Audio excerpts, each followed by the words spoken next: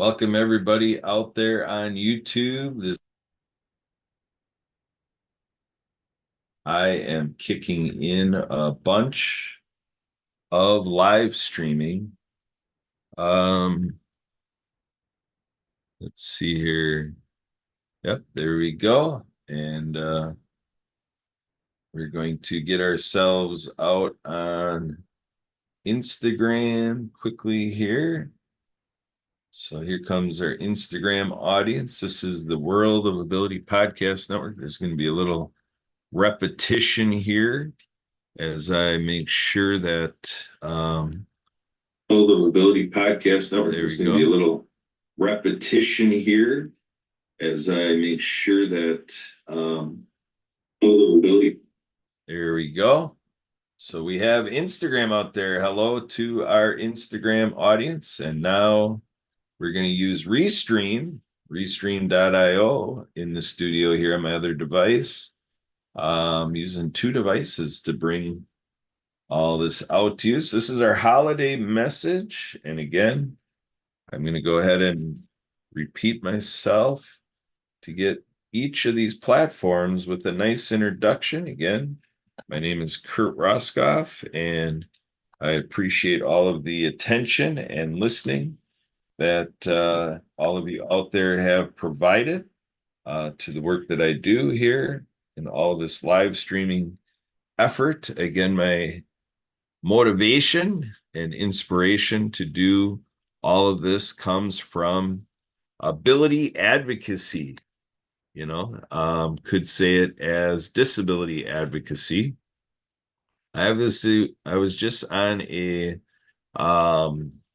sing-along, a holiday sing-along event earlier today, a couple hours ago, and one of the participants there was pointing out that saying disabled people is a way to point out that it's people that don't have the different ability or the diverse ability or the other considerations functionally. It's the other people that disable the person, so the person was aware of people first language and so forth, but the point was made is that when you say people with disabilities, that means that they're broken. And so what we're finding in the world of people with disabilities is that, there's a lot of work to subside stigma, to put stigmas aside, and to have what I have heard before is called disability friendly language. But again, if we say people with differing abilities or people with diverse abilities, and if we recognize if people are in use of the term disabled people, again, it's not anything to do with the person you're referring to. It's got everything to do with the social dynamic that socially, culturally, and in customs and genetic memory is that many of us, you know, are doing things that unintentionally or otherwise are creating the situation of a person is disabled. So, but for that person, people find everybody finds themselves whole and complete. So I say that everybody is born perfectly. And then I've said that from there we mess it up. And I think it's more in terms of the influences psychologically and in psychiatry and in as far as mental health and in terms of, like I say, the influence and what we do to other people. That's where it gets a little tricky, and that's where there's room for all of us to improve, I do believe. So again, I'm coming out here to bring this out as a holiday message, so a message of cheer and, in that, knowing the sensitivity we can take for those that aren't feeling the cheer, that for many, these are tough times. Maybe we're thinking of a loved one who has passed, people who used to be in our lives who are not, and that it's tough to continue on without certain people who used to be there. or maybe we had expectations of where we'd be, and maybe we're feeling something that we're letting to be in our minds as shaping, a perspective, like we're disappointed in ourselves. And, and then with maybe PTSD, or maybe different traumas, different challenges, maybe this pain inside of us. It might not be a physical pain. It could be, chronic pain, physical pain, but it could be emotional pain. It could be darkness. It could be loneliness. Social isolation is the world's greatest healthcare crisis, or the greatest crisis known to humankind is social isolation. And so our healthcare systems, attend to that. And I think I've been experiencing, for me in my journey, a lot of resonance and echoing in the last handful of years of that. And then obviously during COVID, we just really, we're able to connect to a lot of that because COVID added an extra challenge. And with Project Diehard, our veteran service organization, spreading hope to veterans, taking a concerted effort in spreading hope to veterans to work on suicide prevention. So right now, that organization that my wife Sue and I are working on, and other friends and ambassadors and a team, they're with Project Diehard. Leadership, very pronounced by our president and founder, Brian Gibson. Check your vet. So the idea is we're going through and enjoying the day, Christmas Eve, and, waiting for Kwanzaa to set in, or, whatever it may be that we're all doing this week, the week of December 24th. I wish everybody a happy Sunday, happy first day of the week. And I hope everything is going good for the weekend, and that whatever people are doing tomorrow, that it is greatly what you have in mind. And so I wish everybody out there, all of you, great favor. And I wish all of you the best out there. Happiness. I like to give a shout out to our friends, our family, our friends that are a second family out there. And I've said over the years that I also have a water ski family. So we got Happy Neighborhood Project, happyneighborhoodproject.com. You can use a short link, hmpabc.com. And that can take you to what that's all about. Kind of rallying around the work of Edwin Edaberry, the Chief Happiness Officer. And, he's got a show that he participates with routinely on Thursdays. You can check it out. It's the Happiness and Joy. And so that's with Barry Shore. And so Barry Shore has done the Joy of Living, so this is about finding happiness and joy with Edwin and Barry, and it's on Thursdays. And you can find Barry Shore's work at barryshore.com. And through there, check out that he's got, cards, smile cards that you can, through email addresses, you can go ahead and get the digital smile cards, and you can put in email addresses and make it a part of your routine, week in and week out, if not daily, maybe a couple times a week, or at least maybe a certain time of each week, have this where you're spreading a handful of smile cards. And lots of great stuff out there to just kind of be available, and to maybe emerge to these circumstances where maybe we're available to our friends, our family, and maybe acquaintances or people. Like one organization out there that I'm learning about is called Camarados. I just was visiting with some folks from the UK with Camarados, and the way it's described to me, it's like kind of in between an acquaintance and a friend, so it sounds to me like this community approach where, it's good to belong. And so I feel like this Camarados group is creating, like thinking of camaraderie, like in teams and workplaces and organizations, leaders deal with camaraderie. And so camarados is kind of like people that maybe share that camaraderie. And it's just imbibing in the group dynamic and the sense of belonging. I'm going to say these are my words. I'm being introduced to it. I'm learning all about it. So go ahead and Google that. Try to find the organization that I'm referring to here. And I want to give a shout out to our Spirit of the Game folks, spiritofthegame.org.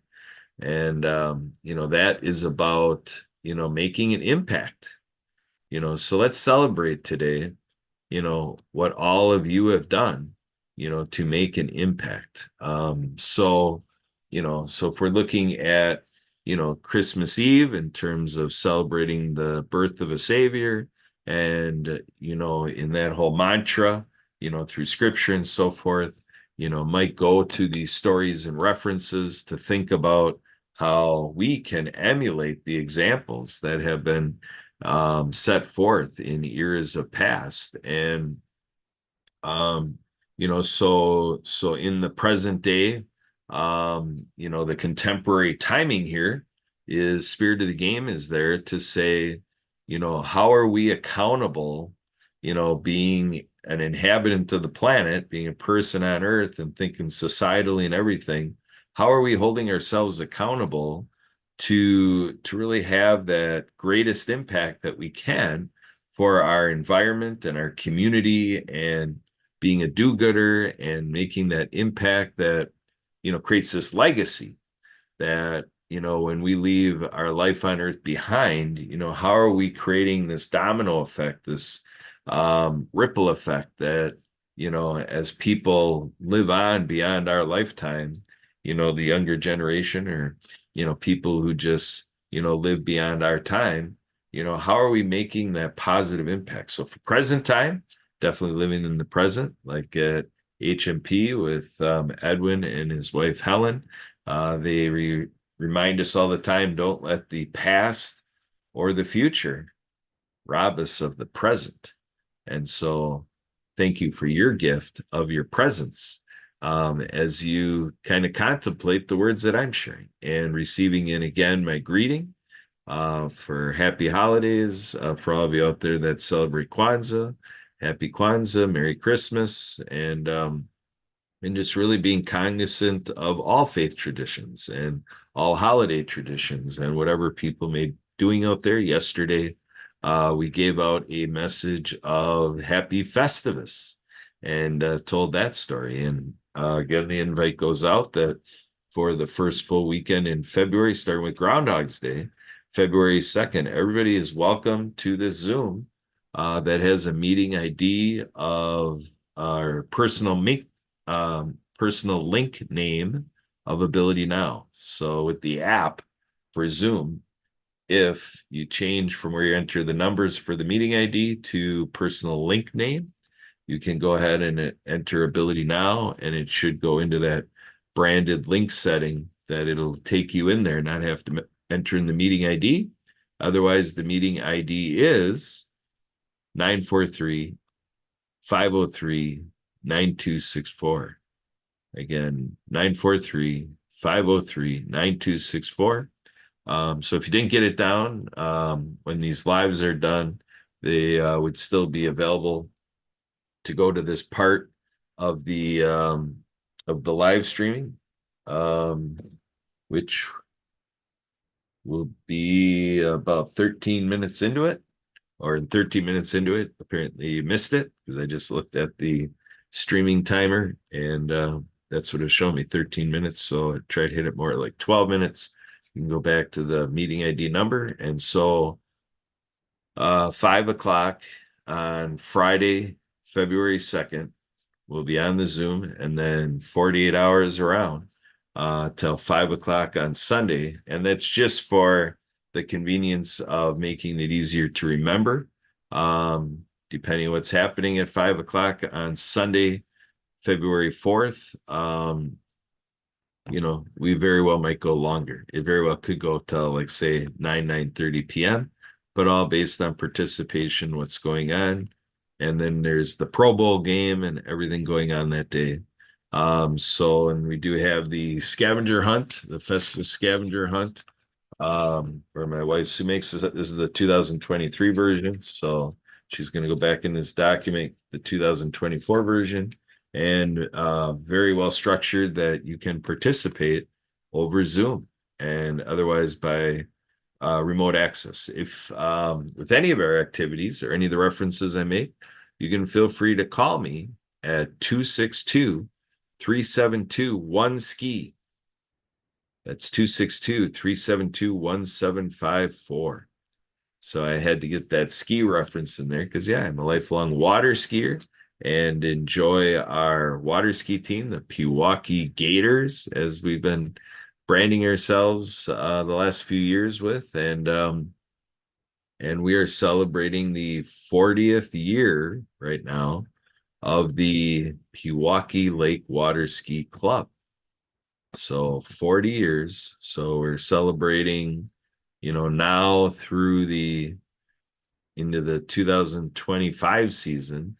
We're going to be celebrating the 40th year anniversary. And so we're calling out for all people that have been involved with the Pewaukee Lake Water Ski Club, past members, our alum, as we like to call them. So all of our alumnus, if anybody's alumni out there, to reach out to us. We do have an alumni page with the Pewaukee Lake Water Ski Club, Pewaukee Water Ski Club alumni. And so it's a very exciting year. The last couple of years have been very exciting all 40 years, but there's something really neat, really special going on. It's quite a nice combination, and we're actually looking forward to our traveling show to Pearl Lake. The Pearl Lake Association is going to host us out at Pearl Lake, and that's where I learned how to water ski, is on Pearl Lake when I was 8 years old. My siblings and cousins all started at the age of 7. But my birthday is in November.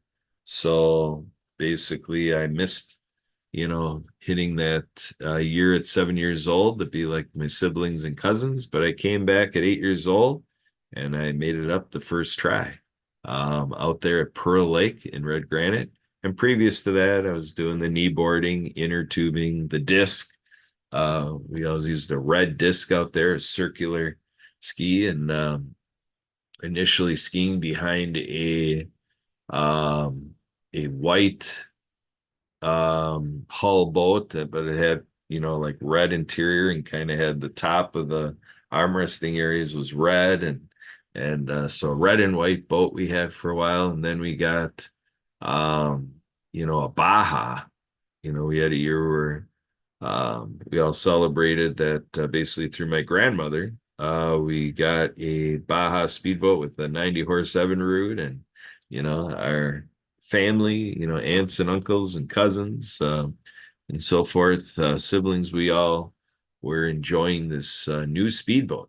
And so that's a Christmas memory, actually.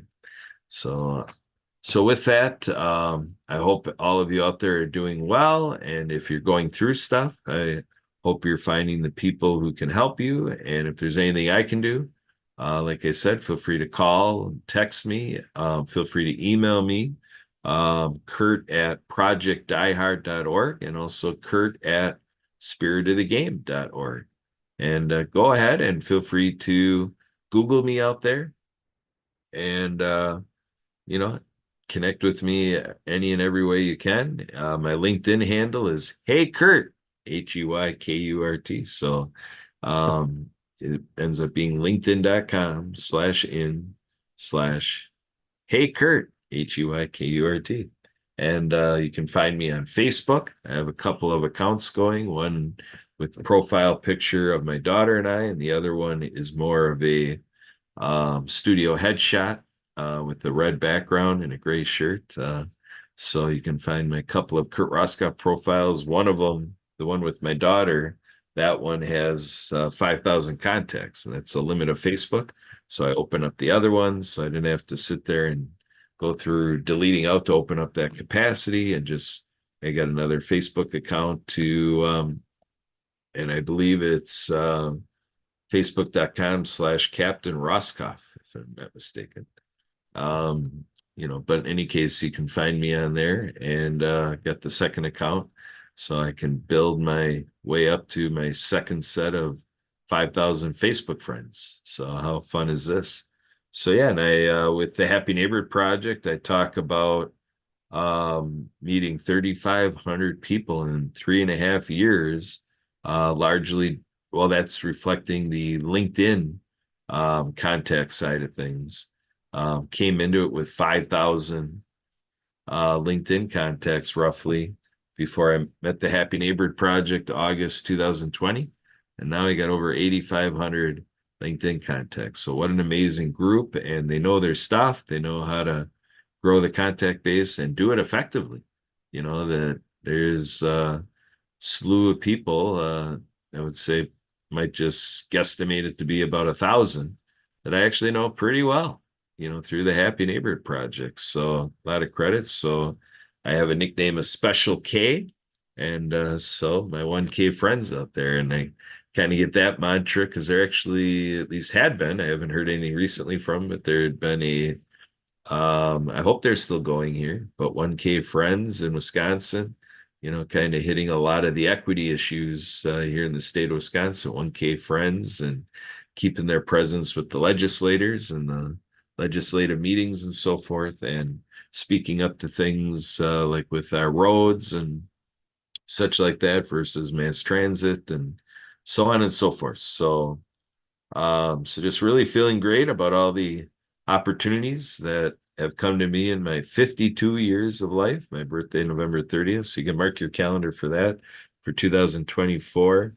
Um, and actually, I'm teased by the idea of, I don't remember what day of the week is, I'm going to Google here, November 30th. 2024. I think I looked it up before. Saturday. So join me as I celebrate my birthday.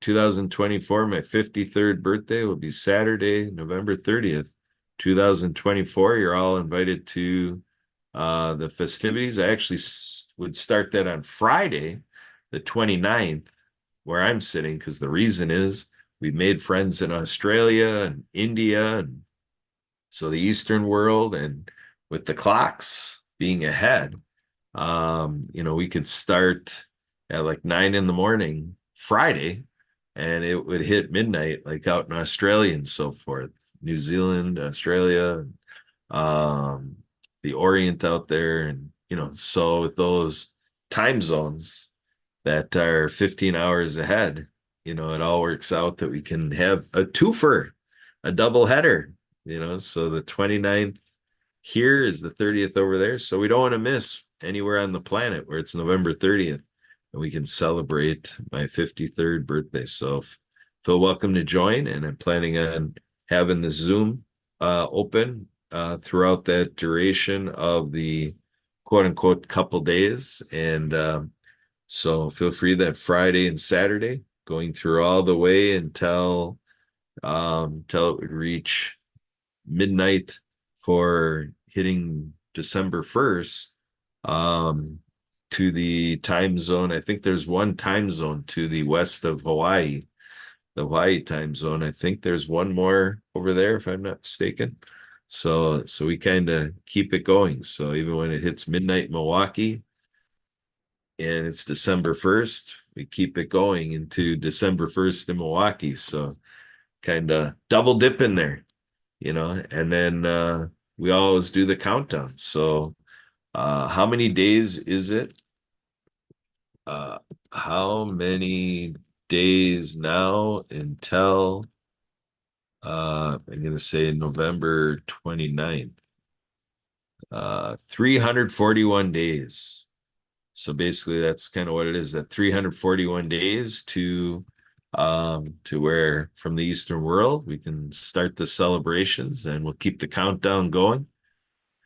So yeah, this is a holiday message from the World of Ability Podcast Network. The World of Ability show was inspired through my work with celebrating ADA. I really fell into liking that mantra, celebrating every year, July 26th, because it's the anniversary date of the Americans with Disabilities Act, signed on the lawn at the White House by Presidents George H.W. Bush. And that was in 1990, the year I graduated. So I graduated high school that July. The Americans with Disabilities Act was signed into law. And then that August, I was moving into the University of Wisconsin-Madison Celery B Tower at the University of Wisconsin-Madison, entering into the engineering school for electrical and computer engineering. But that July 26th celebrations, ADA, Americans with Disabilities Act, I try to really find out what I can do every year to make sure I can broadcast out, get the narrative out, the message out. We do need to reinvigorate the commitment around the Americans with Disabilities Act and reboot it so it can have the same enamor that it had back in 1990. Now, there's been a lot of advancements through it that weren't there in 1990. So there's a lot across the land because of what was spurred from the passage of that bill becoming a law, and then all of that awareness, including that this is a piece of legislation inspired from Americans with Disabilities, but it's something that benefits the entire population. That I learned that in 1990 from the ADA networks and all of the advocates and all the messaging out there that this was definitely a success for Americans with Disabilities, but it was a success, for the hundreds of millions of people of the land, because everything that was going to come from it, were conveniences and helped the flow of the day and just made the way of all the infrastructure and buildings and curb cutouts and elevators and everything that came with it was a benefit for all citizens of the land. And they've got many ways to portray that, like with, parents with their children in strollers and, things like this. So again, on July 26, 2020, that anniversary date, the 30th anniversary of the Americans with Disabilities Act, I decided I was doing the pioneering show, the debut episode, and getting the World of Ability show underway and doing a reveal. And then it continued from thereafter every Saturday at 2 p.m. Central. But now through involvement with the Disability Channel, we get into production already starting at 1 p.m. Central. And for the World of Ability vodcast show, live streaming, but we do a little update first for TDC Today Show USA update to really give kind of from the past week and putting us into the foresight to the following week, kind of update, regrouping, rebooting again, so to speak, week by week with the TDC Today Show USA for the Disability Channel and for the benefit of everybody. And again, the Disability Channel is an amazing undertaking. If I ask you, what is your disability advocacy television programming or station or channel, most everybody would have to say, I don't have one. Well, welcome to the Disability Channel.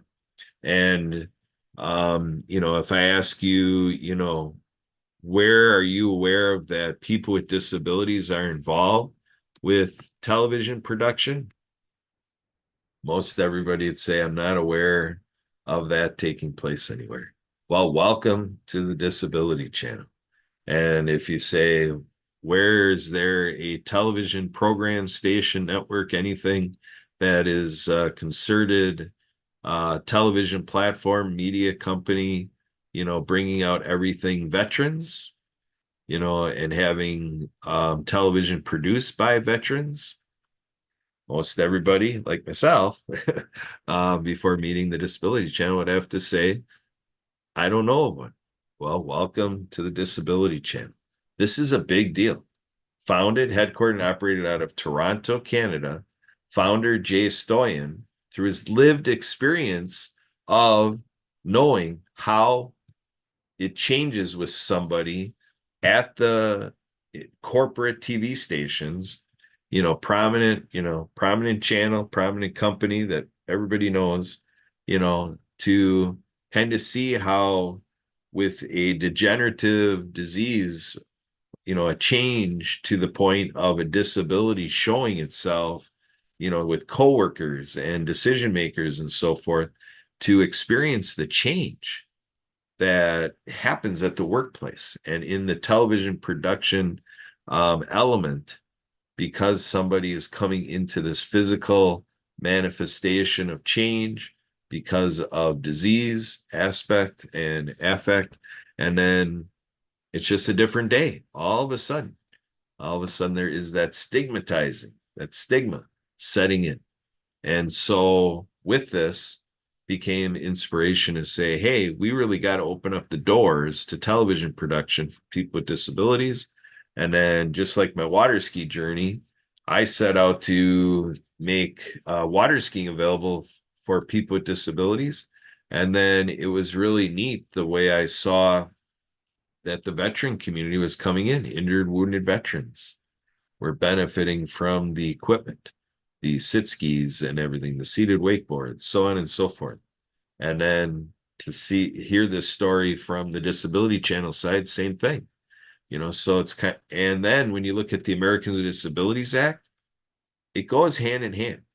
Because if we go back to the messages of President George H.W. Bush and how he put his presidential acumen into the Americans with Disabilities Act, you'll find where politically he really leaned on the idea of injured, wounded veterans, to picture an injured, wounded veteran coming to a federal building, and that injured, wounded veteran, that veteran that's a wheelchair user or using crutches or whatever, and to think about, the lack of access, the lack of accessibility, for that injured, wounded veteran to get in the building. That patriotism around the veterans is what really carried the political appetite for the Americans with Disabilities Act, ADA, over the top. That's what carried it. See, and right now we have the Disability Integration Act, and right now there isn't that veteran, aspect coming into the narrative, the messaging. And so we really have to identify as a country, the United States of America, to ask how united are we? How united are we, the United States of America? And it'd probably be interesting to hear from citizens and to hear the different responses that we would get. But the idea, Americans with disabilities, and then Americans that don't identify with the disability or qualify for the disability programs, and then to look at, how our country operates in contrast and in systemic oppression, in our country. You can look at Interdependence by J-Dog Productions, a documentary film, Interdependence by J-Dog Production. Greg Jeske out of Madison, J-Dog Productions, did that. And then basically I got acquainted with the people who are in that documentary and making a great case for the state of Wisconsin. Systemic oppression, looking at the medical dynamic and how that operates, and then looking at the job workforce dynamic, and to see how systemically these things are in conflict and not making it feasible, conducive, reasonable for a person with these systems at conflict, and not allowing congruence for a person to continue their journey in progress. The setbacks that come not because of the person, but because of our failed system. We haven't evolved our systems to the point where we can have Americans in the demographic of being an American with a disability in their particular circumstances of the functional realities around how they best thrive day in and day out, and that we're not building our country to involve ourselves to where we're making these shifts and adjustments and accommodations and making it more real for the entirety of our population. There's a segment of our population that is left with a lot to be desired as far as how we legislatively, our Congress, lacks response to what has been well communicated in the last decade. So the Disability Integration Act, I encourage everybody to look into the circumstances around that legislation, and maybe you'll be moved to communicate to your legislator and say, hey, maybe it's a better legislative position to find out how we can look at the Disability Integration Act and make it work. The idea is long-term care, and just real things that need to be in place for people to be able to have independent living. It seems great to be able to say, oh, we'll just go group home and we'll just do this, we'll just do that. And then you look at the person who has to live in those circumstances, it's pretty much a form, as far as I'm concerned. It's kind of getting into that area of enslavement, because you're just kind of saying that you get what you get and you don't throw a fit type of deal.